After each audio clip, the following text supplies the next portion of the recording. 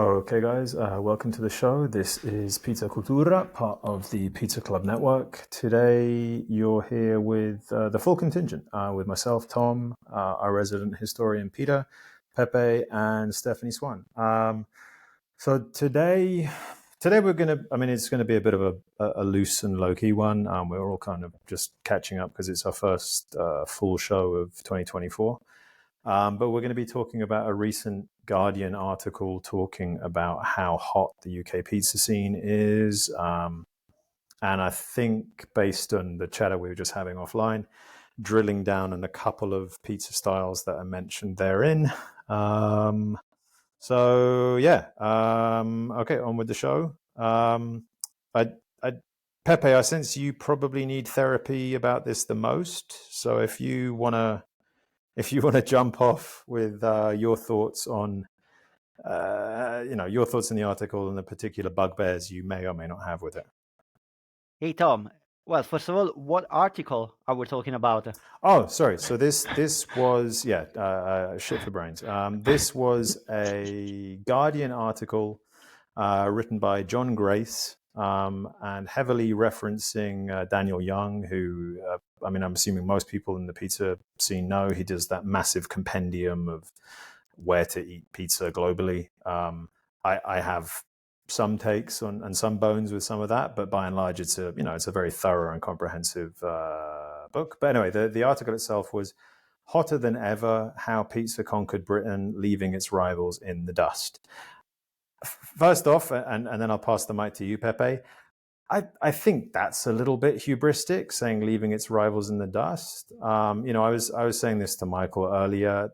The UK pizza scene at the moment is booming. Make no mistake about it. And there are some fantastic pizza spots opening up across a range of styles. And there is, we'll get Jerry from Bite Twice on one day to talk about this, but there is a kind of emerging quote unquote London style, which I think is a pretty cool thing to see in its larval stage.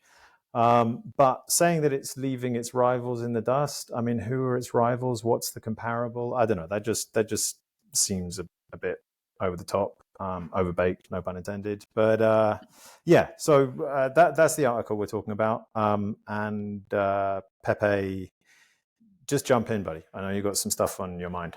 Well, Tom, as you know, my only issues are when they're trying to talk about Neapolitan pizza. This is mainly my focus because for the time I've been living in London, indeed, there was no pizza scene at all in London. Maybe a few spots that you couldn't really define what kind of pizza, what kind of pizza style was. But Neapolitan pizza really defined a decade. And then later, there was this emerging boom that we're talking about that unfortunately happened when I left London. It was mainly during the pandemic, as far as I've been told, because everyone threw themselves in the pizza business and all the foreign trend also arrived in London. But just focusing on Neapolitan pizza, the only issues that I have with this article is that when they have to find brands for reference, they only mention brands that are actually founded by non-Neapolitan people, so British chain basically, which, don't get me wrong, I'm not saying that they're making a bad Neapolitan pizza, because one of the brand mentioned is Rudy's. Rudy's is fantastic chain. At least when I tried in Manchester, I love their pizza. They had Neapolitan pizzaioli. So I don't have any problem with the fact they're founded by British people, or even not British, but non-Neapolitan. But the fact is that Neapolitan pizza emerged so much in London and then later in UK, thanks to the work of independent Neapolitan pizzerias. They really set the standards and really worked very hard with their communication to try making British people understand what kind of style it was, why it was made in a certain way, why it was made in a way that needed to be appreciated. And can I just drill down on one point, Pepe? Just to kind of steel man it. Your issue is not the nationality of the proprietors; it's whether it is actually kind of VPN Verace Pizza Napolitana versus just a facsimile, or it's different. No, my issue is with the fact that this is not the first time that an article made in Britain wants to define the emerging pizza scene in London and the rest of the UK. And when they want to focus on Neapolitan pizza, they don't give credit to the actual Neapolitan to the original pizzaioli. guy. Yeah. Exactly. Okay. But I'm Okay. not talking about the original guys in Naples. I'm talking about No, the no, no. Then, The kind of OGs of the London Neapolitan scene. I mean, just to exactly. kind of go back to your one point when you said that, when you were in London or when you were in the UK, kind of, when was this, 15 years ago or No, something like that? it was pretty much recently. I left London in 2018, but Oh, okay. in Okay. 2013 we only had a handful of good Neapolitan pizzerias. But really, between those years, 2013 and 2018, we had a boom. And at one Huge point, boom. yes, and at one Hmm. point we also had investment from British chain. We still already had Pizza Pilgrims at the time, for example, which also Yeah, I mean, helped in the popularity. I think of Pizza Pilgrims.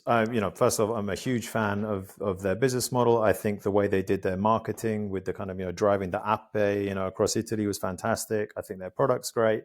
But there were kind of OGs of the Neapolitan, like Donna Margherita in Clapham, like Sartori, like Santore.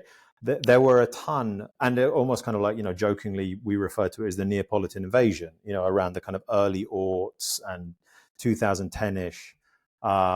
Before Pizza Pilgrims, and credit where it's due, Pizza Pilgrims did massively put that product on the scene. But yeah, point taken. Sorry, carry on. Yeah, no, just one last thing, and then I will give the words to the other.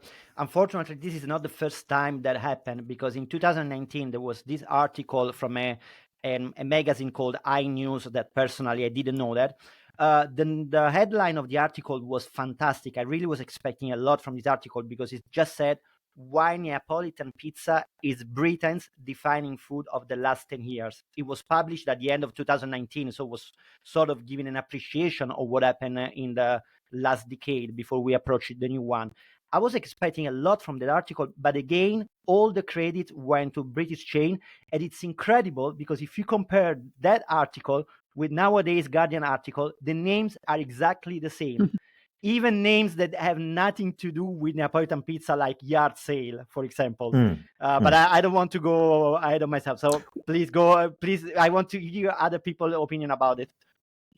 Did just to ask about yard sale? Did they didn't adduce a yard sale as an exemplar of Neapolitan pizza? Did they? Not in the Guardian, but in that article from iNews, it was mentioned for some strange reason. And there's another chain called 500 Rabbits. I did try that. It was not great. There are way better examples for Neapolitan pizza that really helped to set the standards in London. Agreed. Stephanie, what about you, buddy? Don't stand attention. Just jump in whenever. So when we were working on Modernist Pizza, I spent some time in London because we wanted to see what was happening in Europe and elsewhere outside of Naples. And at that point, Ciro Salvo had opened his pizzeria. The first time I went, it wasn't open, and I really didn't find a lot of great pizza. I went to Franco Manca and met with their leaders. Same with Rosa Pomodoro, the typical. And also Pizza Pilgrims, which I thought Pizza Pilgrims was one of the few that I actually had returned to after going the first time. No, they're great. But and it's location based too. It's in places where you would definitely be. I think that's the key thing with Pizza Pilgrim is not only that do they do great marketing, they did a great job in placing their pizzerias because they are in places where people are hanging out. So, Oxford Circus, that's like an easy one to go to. Mm-hmm. So, but I've went to a few other ones in kind of like the touristy areas that I didn't find great, like Home Slice, which I think they mentioned Home Slice in this article too. I think it's gone now. But that was like a gigantic pizza that was supposed to be New York style, but it was really just bad pizza. That was like your junk bad big pizza. Yeah. And enormous. I'll have to post the slice sizes because it blew my mind how big these slices were. Totally not. And they were supposed to be like typical New York pizza, and it was nothing typical about New York pizza. I'd been living in New York for a bit the first time I tried Home Slice when they kind of landed in Covent Garden, and immediately you just kind of call shenanigans. Like, no, I'm sorry, this is the epitome of kind of quantity over quality. Yeah, so I went to Ciro Salvo when it first opened. It's in Trafalgar Square. Again, it's a touristy area, a beautiful building that he built out. It was not as good as Chiro, but Chiro wasn't there. So it was decent. The menu was different than the Chiro Salvo 50 calo, Cinquante calo in Naples. But for me, that was like the start of a renaissance of pizza in London, with Ciro and his backers coming in to put money into pizza in London. And then also at the same time was Da Michele. Da Michele Yeah. started There's now branching like out, and London three was or like two their in London. first. Yeah, I think their first one was about the same time as Ciro Salvo. So I thought it was really interesting that the Naples brands were coming to London to kind of push pizza in a way that Neapolitan community would be proud, per se. But that was an interesting thing that I found when we were researching, was like they hadn't really come as a brand before. Why now? And this was like right before the pandemic. So Yep. they helped. I was It helped. just to since you mentioned churros, like Pepe has frequently mentioned how it's a wildly different culinary experience when Chiro is there versus when he's not there. Yeah. So there's like a 100%. key man issue. I was there for the opening. He was there, and the pizza was amazing. Yeah. And so, I mean, it's interesting. But then now I'm so excited about like the women that I've had on Women in Pizza who are outside of London, doing amazing things like Gracie's Pizza. They're doing New Haven style pizza, and, an artisan style pizza. I wouldn't call it Neapolitan, but they're really pushing the envelope on beautiful pizzas. Same with Kilocarbs. I mean, she's doing a really great job. Dohans, Hannah, And Nick yeah.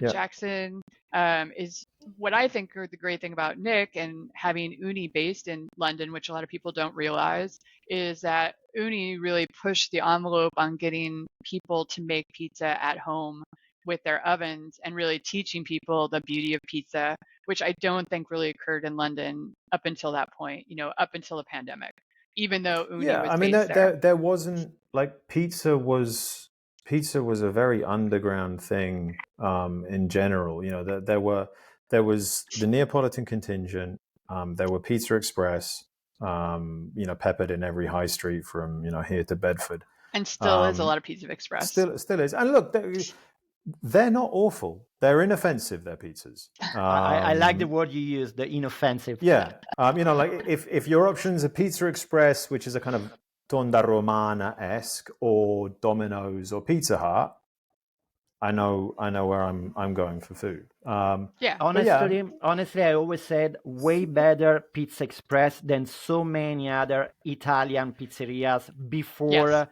the Neapolitan emerging scene. Yeah, they had quality control. That was the good thing, definitely. But that was like, I found like this article was kind of funny that they don't even mention Uni, which I also have a problem with when people are talking about the London pizza scene or UK pizza.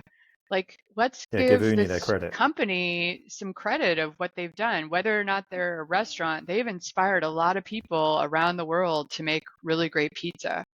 And embrace Neapolitan tradition, and embrace quality ingredients. Like, there's a lot of things they've done. So that was kind of my I mean, there's other flaws like this Detroit style pizza, which I was like, a Neapolitan Detroit pizza sounds insane. And then when I looked at their feed, I was like, I don't know what to call this, but it's not. Yeah, well, I mean, we'll kind of we'll circle back around to that, because I think we all kind of need some therapy on that one. But just to draw the line under the Neapolitan thing.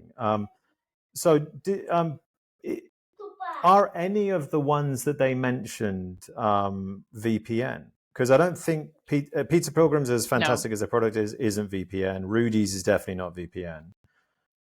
They say but then they have a spiel. But there are not so many AVPN pizzerias in UK. Once I was living there, the only AVPN pizzerias was located in a town in southern England on the sea, which unfortunately I forget the name. Okay. But we know that that's not the defining standards. We have so no. Agreed. They mentioned a place called Creshy in York in the article. Yeah, that's the one. Okay, well let's because Peter's been sitting there brooding or smoldering away. But Yeah, so obviously they mention Chicago. They don't act. Do they give the names of any Chicagoan places, or do they just mention the fact that deep dish has landed? And can anyone remember? I'm trying to kind of speed read They the talk about article St. again. Louis. Yeah, yeah. I mean, so just look, not to kind of bury the lead. So there have been a bunch of, two, and Peter will, Peter is the authority in this, but two Chicagoan styles, deep dish, which everyone kind of knows from, adverts and stuff like that, and then the lesser known but more authentically Chicagoan tavern thin style. There are a bunch of kind of small independent places in London and just kind of home pizzaiola who've been churning out some fantastic looking tavern style, especially ever since Kenji Lopez Alt, I can't remember, did his kind of cured dough thing. Either way, it's a style that, like, shout out to Tom at Vincenzo's. I think Grace and James have given it a while at Gracie's just as a kind of special. A bunch of people are doing it, and it's fantastic.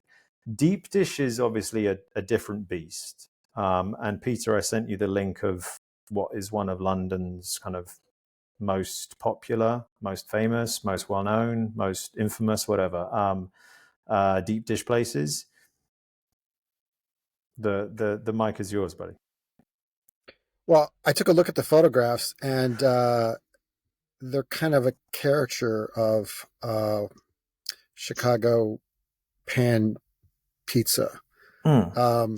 So, I mean, not to get into the details of it, but I like to sort of think about, like, what is the general principle that's sort of being laid out here. And it seems to be, I mean, I see a pattern, if you look at the history, that when you have popularization, you have imitation, obviously. And then if you're not sort of organically from either the city or the business, you get a characterization. And so it happened in Chicago, it's happening in London, it looks like, that you get this bigger is better thing. So these pizzas are just massively thick in crust, which apparently because they know through. that's the distinct. Like, to me, it's the same issue as home slice. It's like they tried to make a version of New York pizza without ever having had New York pizza, and that Chicago pizza looks like someone who's seen deep dish on a TV commercial or whatever. And has never actually had a deep dish pizza. And if you haven't done the R&D, if you don't know what it is actually supposed to be like, don't do it. I mean, look, that pizza might be fantastic. It might be super tasty. It's definitely got a lot of calories and fats and cheese going on, which is always awesome. But it's not Chicago deep dish. It's just not. Right. I mean, so the horse has gone from that barn decades ago. So even in Chicago, or I should say almost especially in Chicago, you get things that are stuffed that are 2 inches thick that they call deep dish, which is not really the case. But all these terms have morphed, and you've got people coming out with thoughtful essays trying to redefine what was already talked about in the 60s in Chicago that was different. So none of this, I mean, it's almost as though we can talk about it, but it really doesn't matter because it's going to play out in the market anyway. I think it is interesting to take a look at and see the patterns of what happens and sort of understand. I think you can understand deeper, like, these patterns reoccur again and again and again. And I think that's the thing that I find intriguing. Not so much that people are going to want to make money and they look at a style and they think, well, there's a niche here in this town, so let's use it. Great, try it. And if it doesn't work, then do a different style or something like that. So, it's just going to happen the way it's going to happen. It's almost just like saying, you're going to have a different singer or a different type of band in a different town. And because, independent rock was popular in Seattle, then it's going to come to Chicago, but it's going to be different. Yeah, no kidding. It's like, so I just think there's interesting analogies and patterns that we can sort of detect. And I think that's really the key of this kind of discussion, but I'll stop there. Pepe, were you putting your hand up, or were you? No. I was just fiddling with my pen. But about what Peter was saying regarding a partner that repeats, it just makes me think about how so many times this has happened also with other kind of food, like for example Indian cuisine, that now is heavily associated with what is eaten in London or in UK in general, with dishes that it's are our not national part of dish. Indian cuisine. Yeah, exactly. With things that with dishes like the chicken tikka masala that have been invented in Britain, and they're now popularized all around the world like it was actually an Indian food. I just say the more thing that I find intriguing, and that is the lack of sort of an organic pizza culture in England. That's interesting because if you go back to World War II, there's that debate as to, well, the troops were in Italy, that's how they got a taste for it, and then they brought it back to the home country. At least that's what supposedly happened, according to some people in America. But if you look at the English case, well, they were there too, so why didn't they bring it back? So did they go to the wrong towns? I don't think so. I think we never had a comparable kind of quantum of immigration from Italy as right. Right. Well, that's the key point. I'm just saying that the troops were there. That theorem gets shot down substantially because the English troops were there too. So why didn't they bring it back? So America was different, obviously, because they had a ton of immigrants way before then, and we had our own culture that was coming along. And because of prohibition was lifted, then it became a huge thing in the 30s, and then it spread. So that's how it really happened. Well, one thing that I think we should say is the fact that this article focuses on this booming of pizza, but I think it really refers to high quality pizza, because anyway, it's not that Britain didn't have pizza before the rising of the Neapolitan pizza scene. It didn't have artisanal high quality. It didn't have artisanal high quality. It didn't have a pizza with an identity, which was exactly the same issues with Italy, whereas pizza in the rest of Italy, it was quite crap. And I wouldn't say outside of Naples to say that Naples only had high quality pizzas, just to say that Neapolitan pizza was a pizza with an identity, whereas the rest of pizza eaten in Italy, it was just pizza, the same kind of pizza that you could also eat in UK. That's why I said there were Italian pizzerias, like real Italian pizzerias in London, where the pizza was crap. I would have never eaten the pizza over there, and I would have preferred to eat a pizza in Pizza Express, because it's a chain, at least with a concept in mind. Whether the concept it's really similar to the Roman pizza that they want to sell, it doesn't matter. At least that kind of pizza had sort of a definition that was missing from any other kind of pizzerias that was around UK. Well, and I would say the bread scene too in London, which I think is very true to how I've watched pizza evolve, is also very behind the scenes in the way that sourdough in bread has come to London. Like, London had bakeries for a very long time, but only recently, only over the last decade, have they had really good artisanal bread bakeries. And so, it's the same thing where they didn't really have there was no national bread. There's the Sally Loon bun, but like that was something that was in Bath. But London really took its time to build and make some really great bread bakeries, like Bread Ahead in the market. But they're only like 15 years, I think, since they've been open, and they've struggled.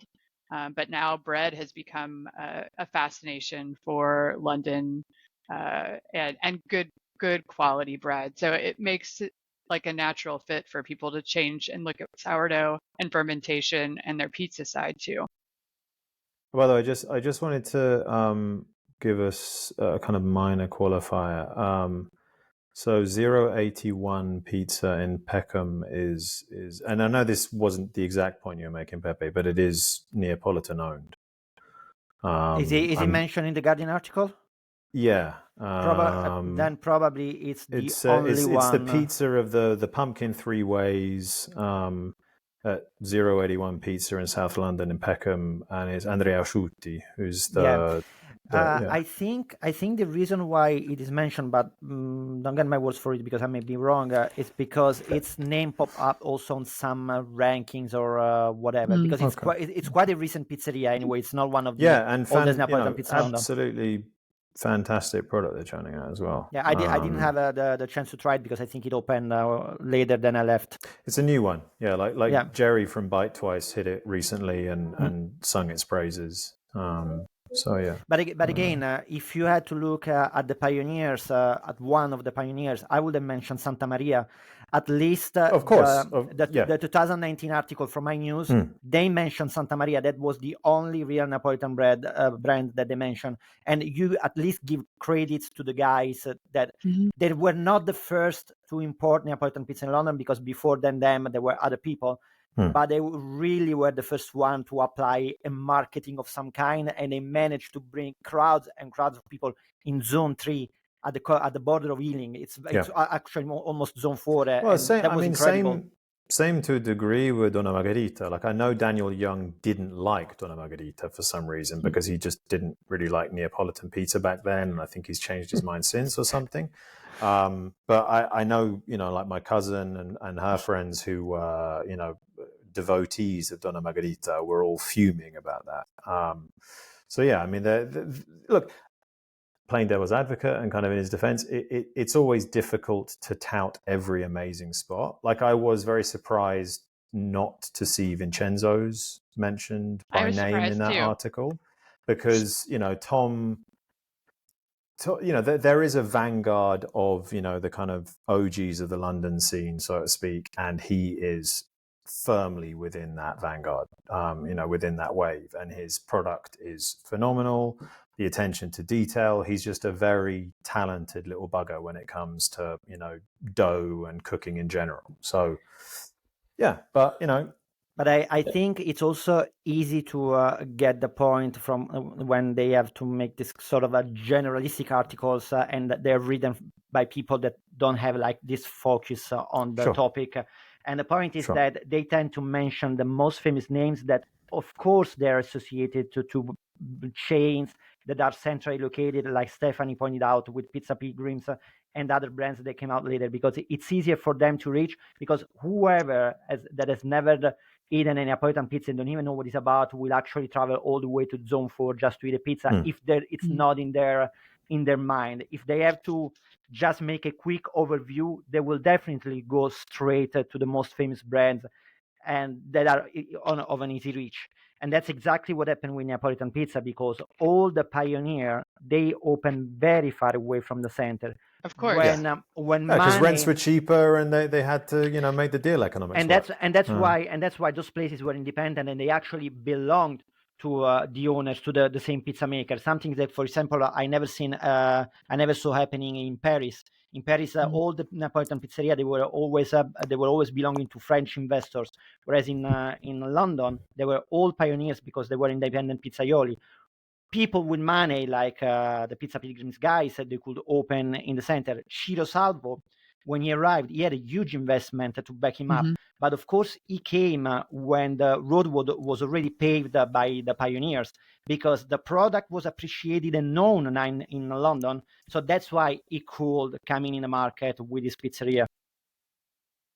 And same thing also with Michele, with Antica Pizzeria da Michele. By the way, by the way, they started also very far away in the beginning, because their first franchise actually belonged to a small independent Neapolitan woman. Then they have the problem with the managing of the brand, and that pizzeria actually gave up on the brand, and then they opened in the center, first in Baker Street and then in Soho. But of course, at that point, they gave the brand to a big licensing company. Sorry to cut you off, Pepe. We got like two and a bit minutes left. Not sure if we need to have any more comments on anything. I mean, Peter, for you, I'd just say come to London and we'll do a little tour of the various Chicagoan places, and you can give us your kind of first impressions on it. But look, the London scene is booming, and that's an awesome thing, and it's amazing to see. I just wish some of the journalism around it would maybe be a little bit more rigorous and well resourced. Well, it's still a good thing that they pointed out. We cannot complain of that. Yeah. No, fair enough. Peter, anything debatable whether you add, buddy? where you should say yes or no. No, I'm just awed by your enthusiasm, Tom. It's just stunning to me. I've got to muster some cheer about something. I have very little of my life aside from pizza. Yeah, well, I mean, I'm just stunned that it took so long actually to develop. I mean, that's really, I think, the story. That, I mean, not to be a downer on it, but like, what were they waiting for? It had been happening for so long. You're preaching to the converted in that one. I don't know. That's why I think that same with the bread scene. Like, what are they waiting for? Like, it's like it took a really long time for just well-known bakeries making really good product to come to fruition in London. So I'm not surprised that it's taking the same for pizza. Defend your city. There was Tom. always sorry? I said defend your city. Well, no, I was going to say, for some time now, like I'd say maybe 20 years, there were a few niche spots where you could get okay Italian bread, like a kind of pagnotta. And ever since Paul's Bakery landed, which would have been the early aughts, it's been possible to get good baguettes. But no, I mean, the bread scene in general in this country it's a new thing. And look, not to bury the lead, just kind of quality food in general in London with apart from the kind of super high fancy schmancy Gordon Ramsay, Michelin star crap, which is not my move. I'm a peasant at heart. I just want tasty food done well. I don't need the white tablecloth nonsense.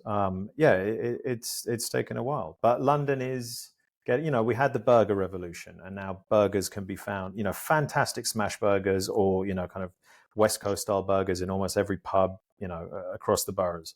And pizza is kind of going that way. Again, there's that pub connection. Again, another shout out to Three Colts, which had dough hands, and now someone else who is phenomenal. The name escapes me. But yeah, look, end of the day, it's great to see the scene booming, and long may it last. And I think it will go from strength to strength. And we'll have Jerry and maybe his partner Paolo on at some stage, and kind of do a full deep dive on the UK scene. But yeah, sorry, that I know, Peter, you've got a hard out, buddy. So that about does it for today. If you enjoyed the show, give us a thumbs up and subscribe. It'll help us out. The show is also available wherever you get your podcasts, and you can find us on TikTok and Instagram under the handle I Need Pizza Club. I don't have a clue what we're doing next week, nor whose week it is. We'll be chatting about something pizza related. Beyond that, let's face it, it doesn't really matter. Cool. Have a great weekend, guys. Stephanie, good luck with be in touch. And Peter, apologies for the questionable Chicago stars in London. Bye, guys. Ciao. Bye. Ciao. Bye. Ciao. Bye. Bye.